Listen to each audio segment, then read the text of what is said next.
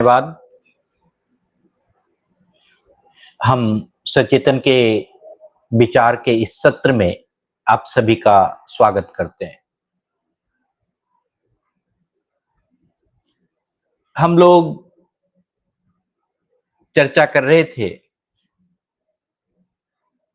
कि हमारे अंदर जो कुछ शेष है, जो बचा हुआ है, वह हमारी चेतना है, वह हमारा कॉन्शियसनेस है।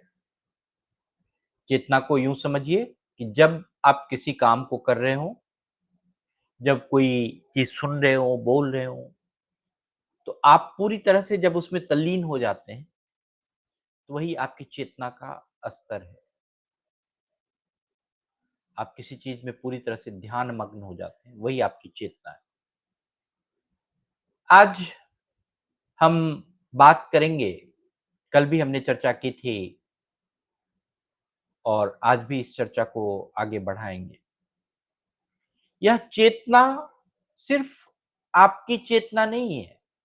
इस चेतना का जो विस्तार है, इस चेतना का जो स्तर है, वो पूरे ब्रह्मांड में फैला हुआ है। वो बहुत ही बृहत है, बहुत ही असीमित है। तो आप ये जानिए कि आप उस बड़ी सी चेतना का एक हिस्सा हैं। आपके अंदर जो चेतना है, वह पूरे ब्रह्मांड में है। वह जो ध्यान है, वह जो जुड़ाव है, वह किसी से जुड़ना जो है, वह सिर्फ आप किसी चीज से नहीं जुड़ते हैं, आप पूरे ब्रह्मांड से जुड़ते हैं। हम छोटे नहीं हैं, हम उसी अनंत शक्ति से जुड़े हुए हैं, हम उसी ब्रह्मांड की चेतना से जुड़े हुए हैं। जब हम सच्चा ज्ञान, प्रेम और आत्मचिंतन करते हैं, तब यह समझ में आता है कि हमारा असली स्वरूप बहुत ही दिव्य है। जैसे मैंने पिछले दिनों भी उदाहरण लिया था कि समुद्र की एक बूंद को देखें, वह दिखने में छोटा होता है, लेकिन वह उसमें वही पानी होता है जो पूरे समुद्र में है। वैसे ही हम उस ब्रह्म, उस परमात्मा की एक बूंद है।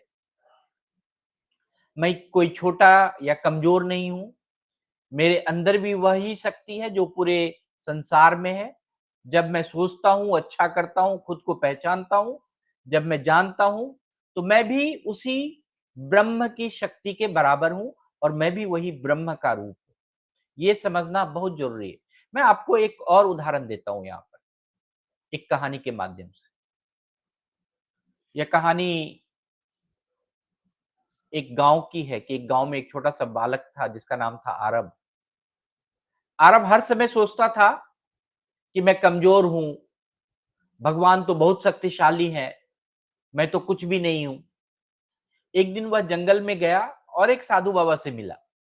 साधु बाबा ने मुस्कुराकर पूछा कि बेटा, अगर आग से एक चिंगारी निकले तो क्या वह चिंगारी अग्नि नहीं है? आरब ने कहा कि हाँ बाबा, उसमें भी जलने की शक्ति होती है। तो बाबा बोले कि ठीक वैसे ही तुम भी उस परम ब्रह्म की चिंगारी हो, तुम उस ईश्वर की चिंगारी हो। तुम्हारे अंदर भी वही शक्ति है, वही ज्ञान है, वही प्रेम है। तुम खुद को छोटा मत समझो। तुम अहं ब्रह्मा अस्मि, यानी हम तुम उस ब्रह्म के एक पार्ट हो, तुम उस ईश्वर के एक अंश हो, तुम उस अल्लाह के एक पार्ट हो। उस दिन से अरब खुद पर विश्वास करने लगा, करना शुरू कर दिया। उसने पढ़ाई की, बहुत लोगों की मदद की, अपने गांव में सबसे बुद्धिमान और दयालु व्यक्ति बन गया। तो जब हम किसी दिव्य शक्ति को समझ पाते हैं, जब हम सब में वही एक दिव्य शक्ति है, जब हम उसे पहचानते हैं, जब हम उसे समझते हैं, तो मैं ब्रह्म हूं, इसी का आभास मिलता है कि मैं उसी ईश्वर का अंश हूं। एक और मैं कहानी कहता हूं कि क्यों ये हो नहीं पाता, हम इसको इतने आसानी से समझ क्यों नहीं सकते। एक बहुत पहले समय की बात है कि एक छोटे से राज्य में एक राजा था, जिसे बचपन से ही ज्ञान की बहुत लालसा थी। उसने कई ग्रंथ पढ़े, गुरुओं से शिक्षा ली, लेकिन वह बात उनको समझ में नहीं आया, अहम ब्रह्मास्मि, मैं ब्रह्म हूँ, मैं उसी ईश्वर का अंश हूँ।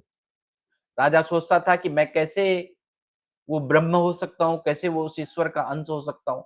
मैं तो दुखी होता हूँ, मैं क्रोधित होता हूँ, मैं बूढ़ा होता हूँ। अगर मैं ब्रह्म हूँ, तो मुझ में हमेशा आनंद रहना चाहिए, वो तो हो नहीं पाता। तो इस प्रश्न का हल निकालने के लिए राजा ने एक योगी को बुलाया। योगी मुस्कुराए और बोले कि मैं तुम्हें उत्तर नहीं दूँगा, लेकिन तुम्हें अनुभव कराऊँगा। अनुभव की तैयारी शुरू हुई। योगी राजा को शांत कक्ष में ले गया। एक वहाँ बड़ा-सा दर्पण रखा हुआ था, बड़ा-सा आईना रखा हुआ था। योगी ने कहा कि इस दर्पण में देखो क्या दिखता है? राजा बोला कि मेरा प्रतिबिंब। योगी बोले कि अगर दर्पण टूटा हुआ हो, धूल भरा हुआ हो तो क्या होगा? तो राजा ने कहा कि प्रतिबिंब धुंधला हो जाएगा, टूटा-फूटा प्रतिबिंब दिखेगा।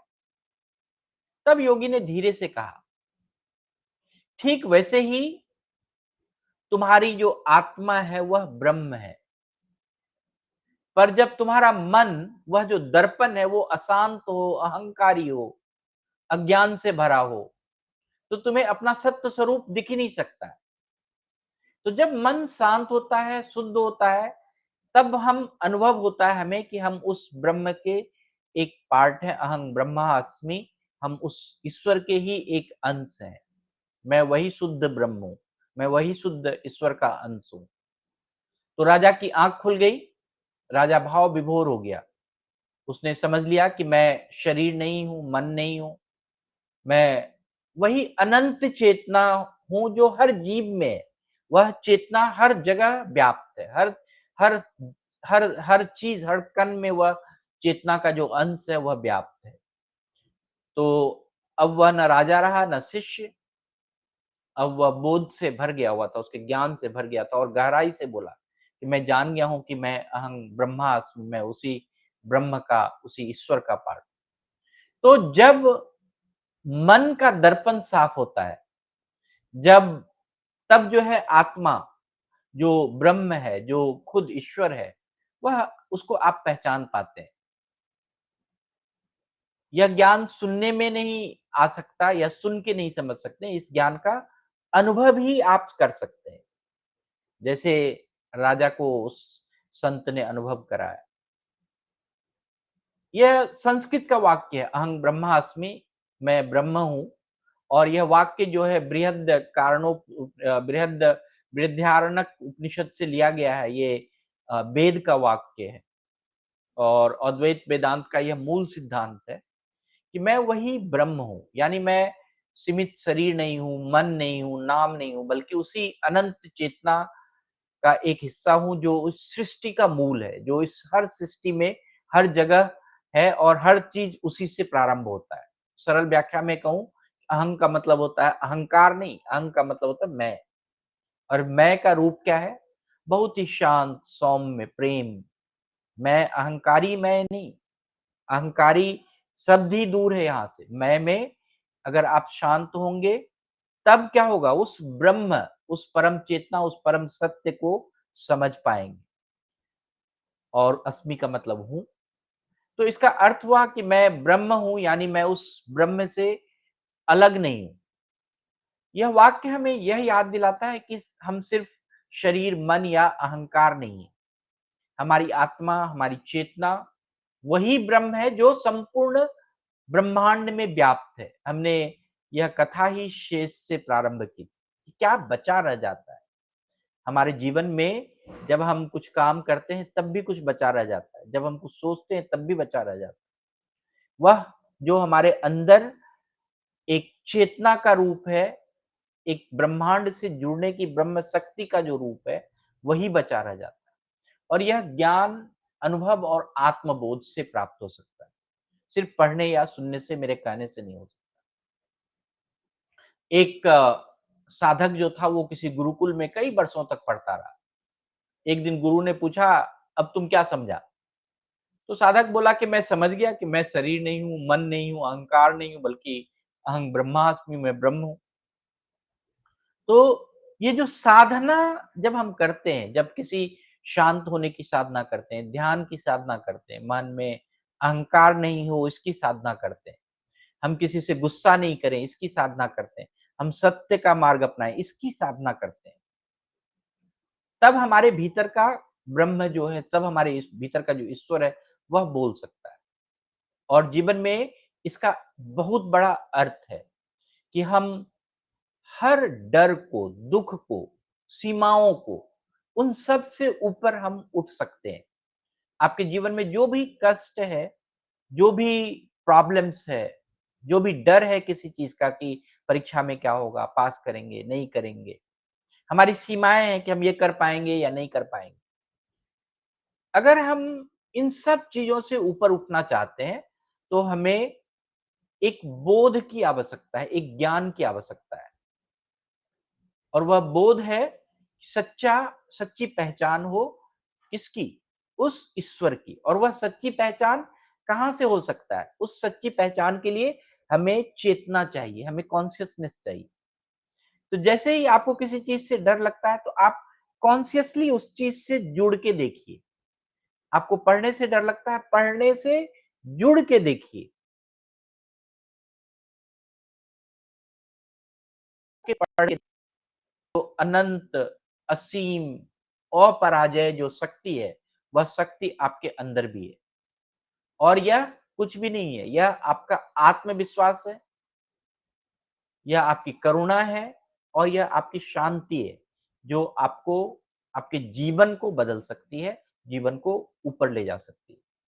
तो आज के लिए मैं इतना ही कहूँगा। आप सभी का बहुत-बहुत धन्यवाद, बहुत-बहुत आभार और आप सबके मन में अगर कोई प्रश्न है, कोई चीज़ जोड़ना चाहते हैं, कुछ कहना चाहते हैं, तो आप बोल सकते हैं और धन्यवाद के भी शब्द बोल सकते हैं।